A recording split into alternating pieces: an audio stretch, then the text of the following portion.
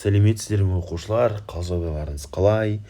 Онда химия сабағымызды бастайық. Бүгінгі тақырыбымыз химиялық реакция теңдеулері бойынша есептеулер тақырыбы 8-ші сынып. Ал жақсы, бастайық онда. Балалар, қараңыздар, бүгінгі сабақтың оқу мақсаты химиялық реакция теңдеулері бойынша заттың массасын, зат мөлшерін есептеу. Жақсы. Келесі, қараңыздар балалар, есептеулер жүргізгенде міндетті түрде бізде осындай шамаларға тоқталып кетуіміз қажет. Міндетті түрде бізде шамаларымыз алдыңғы сабақта бізде өткенбіз, бізде міндетті түрде зат мөлшері, салыстырмалы молекулалық масса, мольдік масса, масса және құрылымдық бөлшектер саны. Құрылымдық бөлшектер санының таңбалануы үлкен N, массаныкі кіші m. Құрылымдық бөлшектер санының бізде өлшем бірлігі болмайды. Кішкентай m-нің массаны, таңбасы масса, өлшем бірлігі грамм болып табылады. Мольдік масса үлкен m, өлшем бірлігі грамм бөлінген моль. Салыстырмалы молекулалық массаның өлшем бірлігі болмайды деп айттым, таңбасы mr. Және соңғы зат мөлшері таңбалануы кіші n, өлшем бірлігі моль болып табылады екен. Бұны міндетті түрде дәптерлеріңізге жазып. Келесі.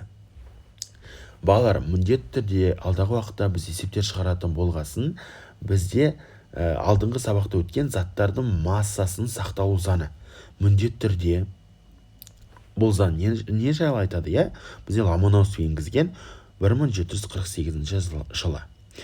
Бізде міндетті түрде білесіздер, реакцияны есебін шығарған кезде бізде реагенттер мен өнімдер болады. Міндетті түрде реагенттер мен өнімдер бір-біріне массалары қандай болу керек? Тең болу керек. Егер реакция массалары тең болмаса, реакция теңдеуі теңестірілмесе, бізде есеп дұрыс шықпайды деген сөз. Міндетті түрде теңестірілу қажет екен. Келесі, сандық есептерді шығарудың алгоритмі. Міндетті түрде балалар, сіздерге есеп берілген кезде оның берілгені жазуымыз қажет. Мысалы, бірінші мысалды қарастыратын болсақ, массасы 224 грамм темір артық мөлшердегі хлормен әрекеттескенде түзілетін темірдің 3 валентті хлоридінің массасын есептеңдер дейді. Міндетті түрде берілгенде қалай жазамыз? Берілгені масса темір дейміз, тең болады 224 грамм. Және табу керек масса феррум хлор, феррумның 3 хлориді сұрақ белгісі. Шешілу жолы бізде міндетті түрде жазып қоямыз, бізде n тең болады, темірдің зат мөлшері, темірдің массасын темірдің мольдік массасына бөлеміз. Сонда 224 граммды 56 граммға бөледі екенбіз. Бізде 4 моль шығады.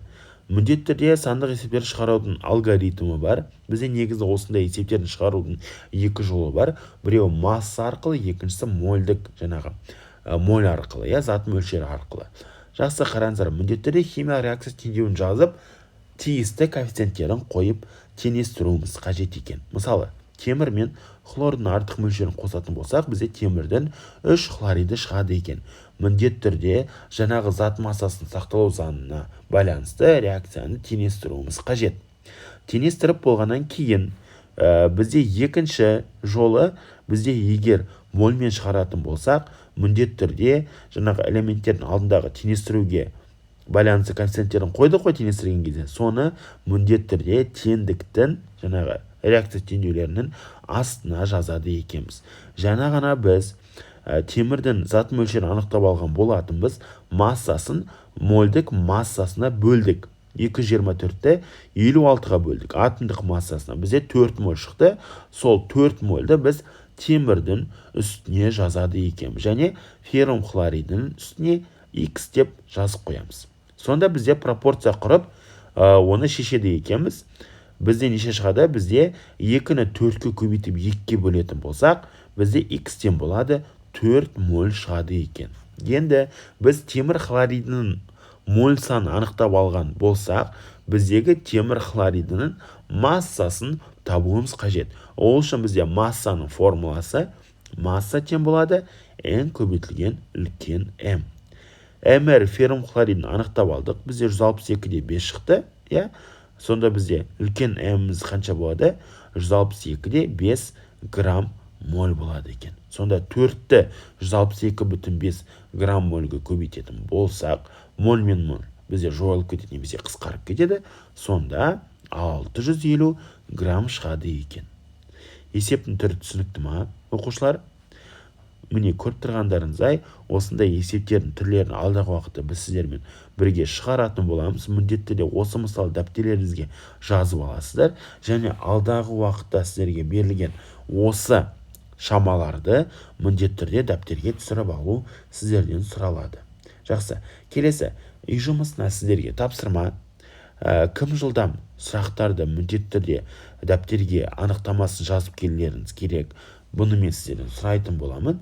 Және келесі тапсырма бізде өмірмен байланыс деп аталады. Міндетті түрде осы сұрақтарды оқып, жауабын дәптерге жазып келулеріңіз қажет. Мысалы, сен газ жанғанда не болатынын байқадың ба дейді.